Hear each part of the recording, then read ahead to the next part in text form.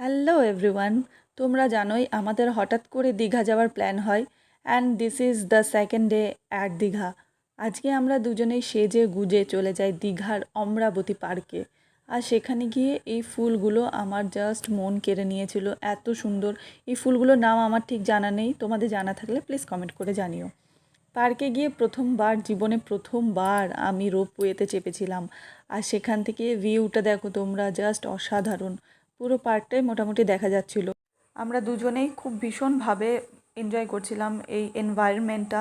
এত সুন্দর লাগছিল, পরিবেশটা খুব ভালো লাগছিল।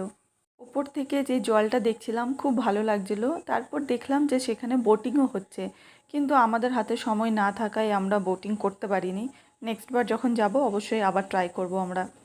তারপর সেখান থেকে বেরিয়ে আমরা চলে গেলাম দীঘা সায়েন্স সেন্টার। সেখানে গিয়ে আমরা কি কি অ্যাক্টিভিটি করলাম, ভেতরে কি কি ছিল দেখাচ্ছি নেক্সট ব্লগে।